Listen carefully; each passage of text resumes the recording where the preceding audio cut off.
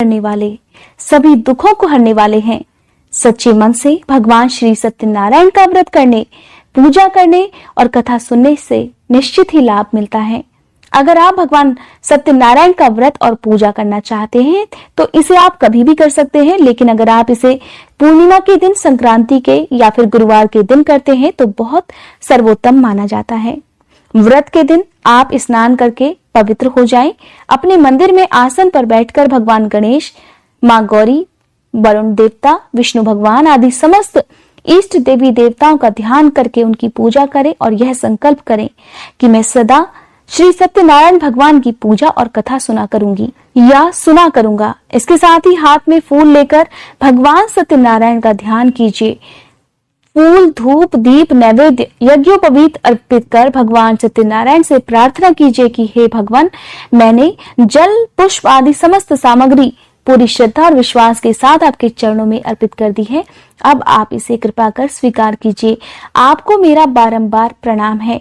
इसके बाद आप भगवान सत्यनारायण की इस कथा को पढ़ सकते हैं या सुन सकते हैं।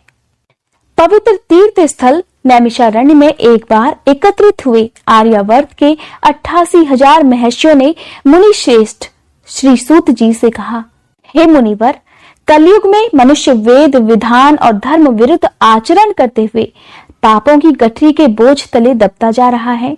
इसलिए हे मुनिवर, मनुष्य के कल्याण के लिए कृपा कर कोई ऐसा उपाय बताइए जिससे मनुष्य को पुण्य लाभ हो और उसके जीवन की मंगल कामनाएं पूरी हो सकें। तब श्री सूत जी महाराज कहने लगे, हे ऋषियों, आपने विश्व कल्याण के लिए बहुत ही अच्छा प्रश्न किया है।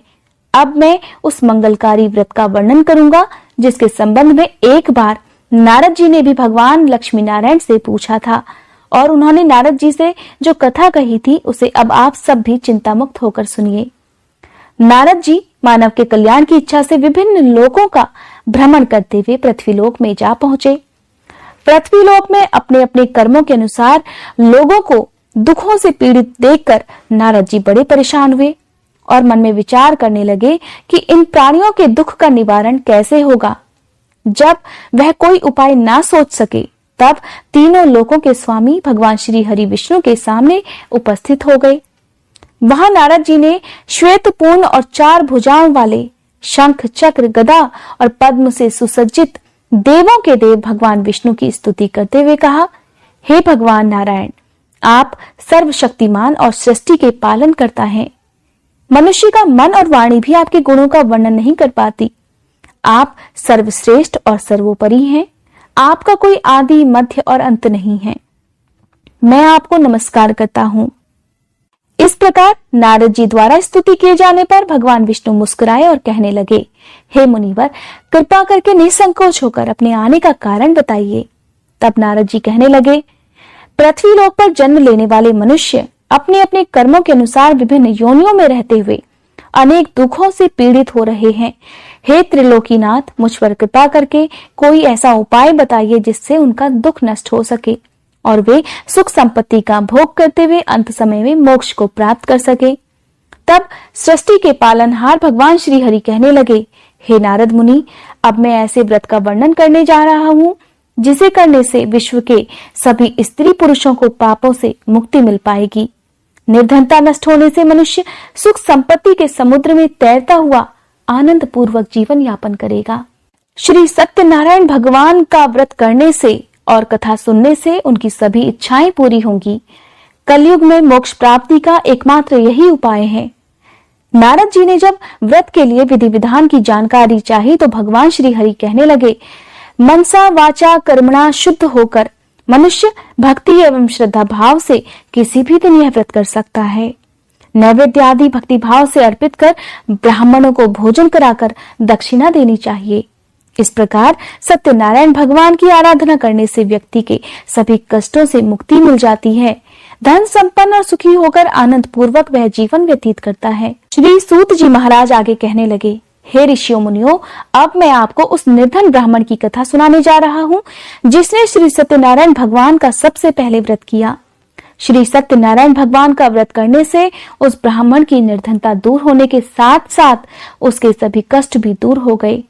प्राचीन काल में वह निर्धन ब्राह्मण देवों की प्रिय नगरी काशी में रहा करता था।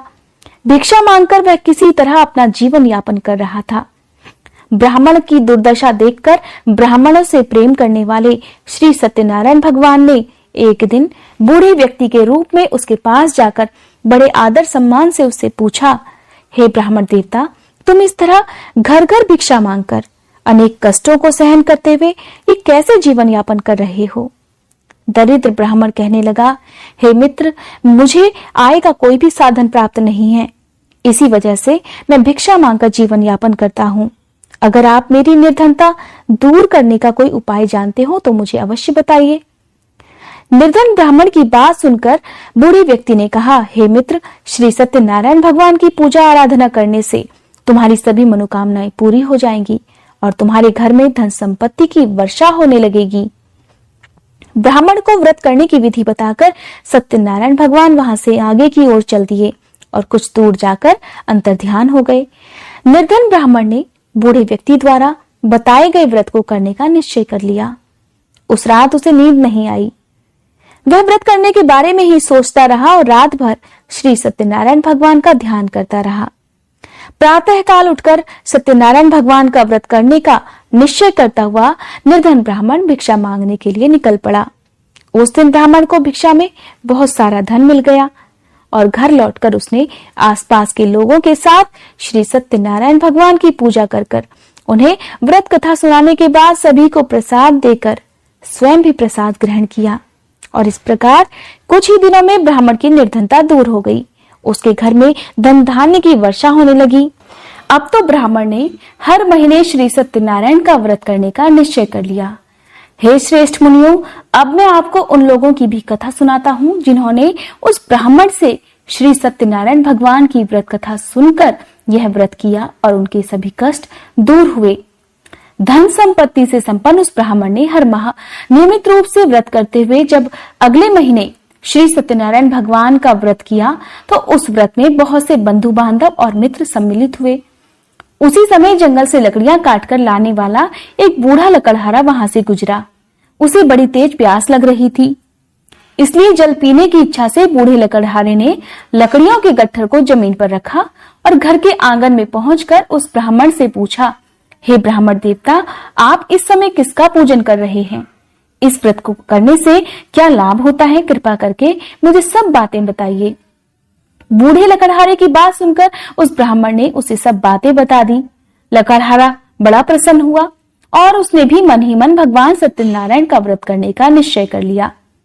चलते हुए लकड़हारे ने सोचा कि आज लकड़ियां बेचने से जो धन मिलेगा उस धन से मैं श्री सत्यनारायण भगवान की पूजा करूंगा। ऐसा विचार करने से उस दिन लकड़हारे को लकड़ियों के अधिक रुपए मिले। तब लकड़हारे ने उन रुपयों से केले, घी, दूध, दही, गेहूं का आटा और शक्कर खरीदा।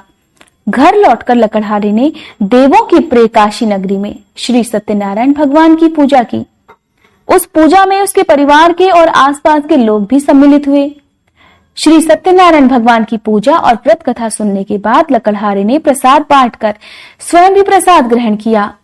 सत्यनारायण भगवान की कृपा से लकड़हारे के घर में धन धान्य की वर्षा होने लगी। उसकी निर्धनता दूर हो गई और सभी सुखों को भोग कर वह लकड़हारा अंत में वैकुंठ धाम को चला गया। श्री सूत जी बोले, हे ऋषियों मुनियों, अब मैं आपको आगे की कथा सुनाता हूँ। प्राचीन समय में कनकपुर में उल्कामुख नाम का एक बुद्धिमान और सत्यवादी राजा राज्य करता था। वह रोज मंदिर में जाकर श्री सत्यनारायण भगवान की पूजा करता था और निर्धनों को खूब अन्न, वस्त्र और धन का दान दिया करता था। उसकी पत्नी सुभद्रा बहुत ही सुशील थी। वे दोनों पति पत्नी हर महीने श्री सत्यनारायण भगवान का व्रत किया करते थे। श्री सत्यनारायण भगवान की कृपा से उनके महल में धन संपत्ति के भंडारे भरे रहते थे। उनकी सारी प्रजा बहुत आनंद से जीवन यापन कर रही थी। एक बार राजा और रानी बहुत से लोगों के साथ जब भद्रशिला नदी के किनारे श्री सत्यनारायण भगवान की पूजा कर रहे थे, तब नदी के किनारे एक बड़ी सी नौका आकर ठहरी। उस नौका में एक धनी व्यापारी यात्रा कर रहा था। वह बहुत सा धन कमाकर अपने नगर लौट रहा था। उसका सारा धन उस नाव में ही रखा हुआ था। नाव से उतरकर व्यापारी राजा के पास पहुंचा। राजा को पूजा करता देखकर उसने पूछा, हे राजन, आप इन सब लोगों के साथ मिलकर किसकी पूजा कर रहे हैं? इस पूजा को करने से क्या लाभ होता है। तब राजा ने उसे भगवान सत्यनारायण की महिमा और उसके व्रत का लाभ बताया। व्यापारी द्वारा इस व्रत को करने की विधि पूछे जाने पर उसे व्रत और पूजा करने की विधि भी बताई। राजा ने व्रत कथा सुनने के बाद व्यापारी को प्रसाद भी दिया। श्री सत्यनारायण भगवान का ध्यान करते हुए व्यापारी ने प्रसाद ग्रहण किया और वापस लौटकर अपनी पत्नी लीलावती से कहा, हमारी कोई संतान नहीं है। कनकपुर के राजा उल्कामुख ने मुझे बताया है कि श्री सत्यनारायण भगवान का व्रत करने और उनकी कथा सुनने से सभी मनोकामनाएं पूरी हो जाती हैं। अगर सत्यनारायण भगवान की कृपा से हमारी कोई संतान हुई तो मैं श्री सत्यनारायण भगवान का व्रत अवश्य रखूंगा। व्यापारी के ऐसा निश्चय करने के कुछ समय बाद ही उसकी पत्नी लीलावती गर्भवती हो गई। 9वें महीने में उसने एक सुंदर कन्या को जन्म दिया। व्यापारी ने पुत्री के जन्म पर बहुत खुशियां मनाई, लेकिन सत्यनारायण भगवान का व्रत नहीं किया। जब उसकी पत्नी लीलावती ने अपने पति से श्री सत्यनारायण भगवान का व्रत करने के लिए कहा तो वह बोला, अभी जल्दी क्या है, मैं इधर व्यापार में बहुत व्यस्त हूँ। जब हमारी बेटी बड़ी हो जाएगी और इसका विवाह करूंगा तब मैं अवश्य ही भगवान सत्यनारायण का व्रत करूंगा। पति के वचन सुनकर लीलावती चुप हो गई। इधर व्यापारी की कन्या कलावती शुक्ल पक्ष के चंद्रमा की तरह तेजी से बड़ी होने लगी। इस प्रकार 16 वर्ष बीत गए। एक दिन व्यापार में बहुत सा धन कमाकर घर लौटे व्यापारी ने जब अपनी बेटी को सहेलियों के साथ घूमते देखा तो उसे उसके विवाह की चिंता होने लगी। व्यापारी ने कलावती के लिए सुयोग्य वर ढूंढने के लिए अपने सेवकों को दूर दूर के नगरों में भेज दिया। व्यापारी के सेवक कंचनपुर नाम के एक नगर में जा पहुंचे। उस नगर में उन्होंने एक वणिक पुत्र को देखा। वणिक का बेटा सुंदर और गुणवान था। सेवकों ने वापस लौटकर व्यापारी को उस वणिक के बेटे के बारे में बताया। व्यापारी उस सुंदर लड़के को देखकर बहुत प्रसन्न हुआ और कलावती का विवाह धूमधाम से उसके साथ कर दिया। दहेज में उसने वणिक पुत्र को बहुत सारा धन भी दिया। कलावती का विवाह भी हो गया, लेकिन व्यापारी ने श्री सत्यनारायण भगवान का व्रत नहीं किया। तब लीलावती ने फिर से अपने पति से कहा, हे नाथ, आपने कलावती के विवाह पर श्री सत्यनारायण भगवान का व्रत करने का निश्चय किया था, अब तो आपको व्रत कर लेना चाहिए। पत्नी की बात सुनकर व्यापारी कहने लगा, अभी तो मैं अपने दामाद के साथ व्यापार करने के लिए जा रहा हूँ। व्यापार से लौटने पर श्री सत्यनारायण भगवान का व्रत और पूजा अवश्य करूंगा। ऐसा कहकर व्यापारी ने कई नावों में अपना सामान भरा और अपने दामाद और सेवकों के साथ व्यापार करने के लिए निकल पड़ा। व्यापारी द्वारा बार बार व्रत का निश्चय करने और फिर व्रत न करने से सत्यनारायण भगवान क्रोधित हो गए और व्यापारी को दंड देने का निश्चय कर लिया। व्यापारी अपने दामाद के साथ रत्नसारपुर में पहुंचकर व्यापार करने लगा। एक दिन कुछ चोर महल में चोरी कर भाग रहे थे। सैनिक उनका पीछा कर रहे थे।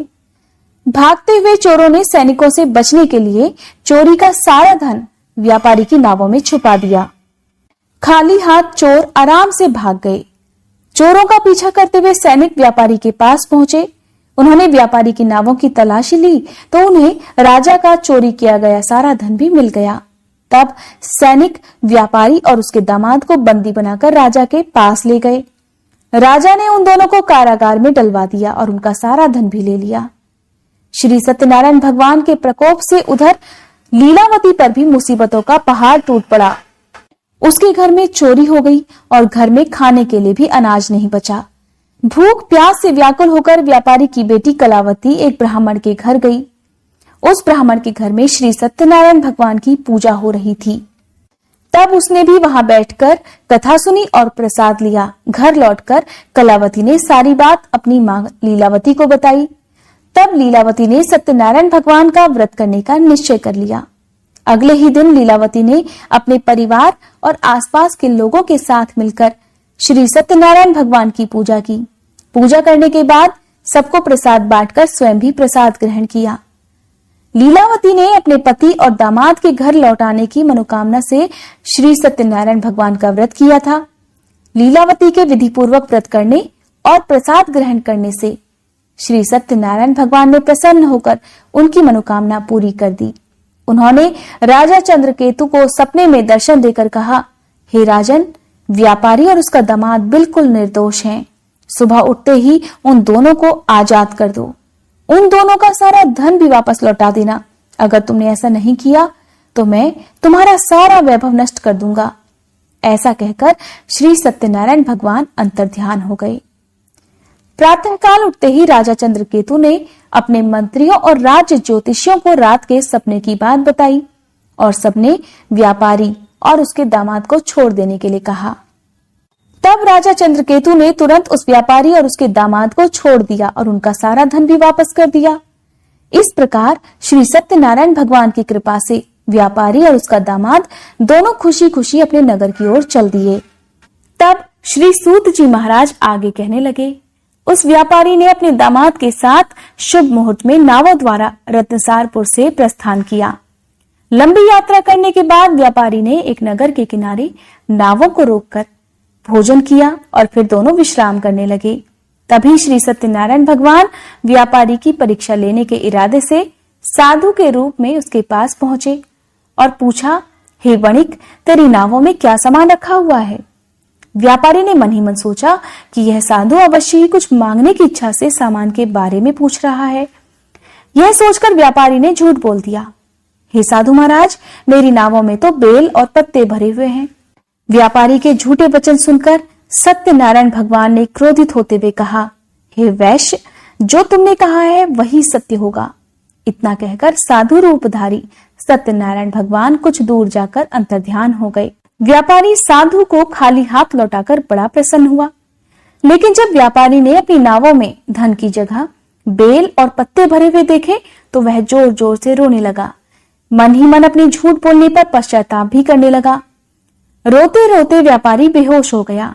कुछ देर बाद जब उसे होश आया तो वह फिर विलाप करने लगा। तब उसके दामाद ने कहा, यह सब साधु के श्राप के कारण हुआ है, इसलिए वही साधु इस विपत्ति से छुटकारा दिला सकते हैं। दामाद की बात सुनकर व्यापारी साधु की तलाश में चल पड़ा। कुछ देर ढूंढने पर सत्यनारायण भगवान मिल गए।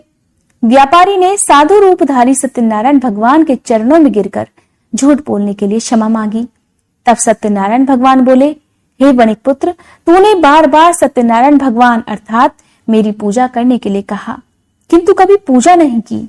तब व्यापारी ने हाथ जोड़कर कहा, हे भगवान, आप तो दीन दुखियों के कष्ट दूर करने वाले हैं, सभी की मनोकामनाएं पूरी करते हैं। मेरी इस गलती को क्षमा कर दीजिए। मैं सदा आपका व्रत और पूजा किया करूंगा, आप मुझ पर कृपा कीजिए। व्यापारी की क्षमा याचना सुनकर साधु महाराज ने उसे क्षमा कर दिया। उसी समय व्यापारी की नावों में भरे हुए बेल पत्ते धन धान्य में परिवर्तित हो गए। व्यापारी ने अपने सेवकों के साथ अगले दिन श्री सत्यनारायण का व्रत करके उनकी पूजा की। सबको प्रसाद बांटकर स्वयं भी प्रसाद ग्रहण किया। उसके बाद व्यापारी ने अपने नगर की ओर प्रस्थान किया। अपने नगर में पहुंचकर व्यापारी ने एक सेवक को अपने घर भेजा। सेवक ने उसके घर पहुंचकर उसकी पत्नी लीलावती को उनके आने की सूचना दी। उस समय लीलावती और कलावती दोनों श्री सत्यनारायण भगवान की पूजा कर रही थी। पति और दामाद के लौट आने का समाचार सुनकर लीलावती ने पूजा करके प्रसाद ग्रहण किया और कलावती से कहा कि बेटा, मैं नदी के किनारे जा रही हूँ, तू घर का काम पूरा करके आ जाना। यह कहकर लीलावती नदी की ओर चल पड़ी। परंतु कलावती पति से मिलने की खुशी में प्रसाद ग्रहण किए बिना ही घर से निकलकर नदी किनारे जा पहुंची। उसके प्रसाद ग्रहण न करने के कारण सत्यनारायण भगवान क्रोधित हो उठे। उन्होंने व्यापारी की नावों को नदी में डुबा दिया। अपने पति को वहां पर ना देखकर कलावती जोर जोर से रोने लगी। तब व्यापारी ने कहा कि हे पुत्री, अवश्य ही तुझसे कोई भूल हुई है। उसी भूल के कारण श्री सत्यनारायण भगवान ने तुझे यह दंड दिया है। तब व्यापारी ने सत्यनारायण भगवान से प्रार्थना की, हे भगवान, मेरे परिवार के किसी स्त्री पुरुष से अगर कोई भूल हुई हो तो उसे अवश्य क्षमा कर देना। तभी आकाशवाणी हुई, हे वणिक पुत्र, तेरी कन्या मेरा प्रसाद ग्रहण किए बिना ही चली आई। अगर अब घर पहुंचकर तेरी कन्या प्रसाद ग्रहण करके वापस आ जाए तो उसे पति के दर्शन हो पाएंगे और डूबी हुई नावें भी ऊपर आ जाएंगी। तब कलावती ने ठीक वैसा ही किया। उसके प्रसाद ग्रहण करने और वापस लौटने पर नावें जल के ऊपर आ गईं और दामाद भी सुरक्षित नदी से बाहर निकल आया। घर लौटकर व्यापारी ने अपने परिवार और बंधु बांधवों के साथ मिलकर विधि विधान से श्री सत्यनारायण भगवान की पूजा की। उनकी सभी मनोकामनाएं पूरी हुई और वह आनंद पूर्वक जीवन यापन करते हुए अंत में विष्णु लोक को चले गए। श्री सूत जी कहने लगे, हे ऋषियों मुनियों, मैं और भी एक कथा सुनाता हूँ। कौशलपुर में एक राजा था तुंगध्वज। उसकी प्रजा उसकी छत्र छाया में बड़े आनंद से रहती थी। राजा तुंगध्वज अपनी प्रजा के सुख दुख का बहुत ही ध्यान रखता था, लेकिन एक बार उसने भी सत्यनारायण भगवान का प्रसाद ग्रहण नहीं किया। तब सभी को चिंताओं से मुक्त करके धन संपत्ति से भंडार भरकर प्राणियों को जीवन के सभी सुख देने वाले श्री सत्यनारायण भगवान ने राजा को प्रसाद ग्रहण न करने का एक दंड दिया। एक दिन राजा तुंगध्वज जंगल में हिंसक पशुओं का शिकार करने निकला हुआ था। तेजी से घोड़ा दौड़ाकर शिकार का पीछा करते हुए वह अपने सैनिकों से अलग हो गया और देर तक हिंसक जानवरों का शिकार करता रहा। इसलिए कुछ देर आराम करने की इच्छा से वह एक बड़े वृक्ष के नीचे जाकर बैठ गया। पास में ही कुछ चरवाहे श्री सत्यनारायण भगवान की पूजा कर रहे थे। राजा ने उनके पास से गुजरते हुए श्री सत्यनारायण भगवान को नमस्कार नहीं किया। चरवाहों ने राजा को पूजा के बाद प्रसाद दिया तो राजा ने उन्हें छोटे लोग समझकर प्रसाद भी ग्रहण नहीं किया और घोड़े पर सवार होकर अपने नगर की ओर चल दिया। राजा जब अपने नगर में पहुंचा तो देखा कि उसका सारा वैभव और धन संपत्ति आदि नष्ट हो गया है। श्री सत्यनारायण भगवान के प्रकोप से राजा निर्धन हो गया था। तब राज ज्योतिषी ने राजा से कहा, हे महाराज, आपसे अवश्य ही कोई भूल हुई है। अगर आप उस भूल का प्रायश्चित कर लें तो सब कुछ पहले जैसा हो जाएगा। राजा को तुरंत अपनी भूल का स्मरण हो आया। अतः मंदिर में जाकर राजा ने श्री सत्यनारायण भगवान से क्षमा मांगी और उनकी पूजा की। पूजा के बाद प्रसाद ग्रहण करने से श्री सत्यनारायण भगवान की कृपा से चमत्कार हो गया। राजा का खोया हुआ वैभव पुनः लौट आया। श्री सत्यनारायण भगवान की कृपा से जीवन के सभी सुखों को भोग कर अंत में राजा तुंगध्वज वैकुंठ धाम को गया और मोक्ष को प्राप्त किया। श्री सत्यनारायण भगवान के व्रत पूजन को जो भी मनुष्य करता है उसके सभी दुख, सभी चिंताएं नष्ट हो जाती हैं। उनके घर में धन धान्य के भंडारे भरे रहते हैं। निसंतानों को संतान की प्राप्ति होती है और सभी मनोकामनाओं को प्राप्त कर अंत में मोक्ष को प्राप्त कर सीधे वैकुंठ धाम को जाता है। श्री सूत जी महाराज आगे कहने लगे, हे श्रेष्ठ मुनियों, श्री सत्यनारायण भगवान के व्रत को पूर्व जन्म में जिन लोगों ने किया है उन्हें दूसरे जन्म में सभी तरह से सुख प्राप्त हुए। वृद्ध शतानंद ब्राह्मण ने पूर्व जन्म में सत्यनारायण भगवान का विधि पूर्वक व्रत किया तो दूसरे जन्म में सुदामा के रूप में भगवान की पूजा करते हुए अंत में मोक्ष को प्राप्त हुए। उल्कामुख नाम के राजा ने अगले जन्म में राजा दशरथ के रूप में मोक्ष को प्राप्त किया। उन्होंने बताया कि व्यापारी ने अगले जन्म में अपने पुत्र को आरे से चीरकर भगवान की कृपा से वैकुंठ धाम को प्राप्त किया। राजा तुंगध्वज अगले जन्म में मनु के रूप में जन्म लेकर भगवान की पूजा पाठ करते हुए वैकुंठ धाम को गए। हे ऋषियों मुनियों, श्री सत्यनारायण भगवान का व्रत और पूजन मनुष्य को सभी चिंताओं से मुक्त करता है, धन संपत्ति के भंडार भरकर अंत में जन्म जन्मांतर के चक्रव्यूह से मुक्ति दिलाकर मोक्ष प्रदान करता है। यह थी सत्यनारायण भगवान की कथा। बोलो सत्यनारायण भगवान की जय।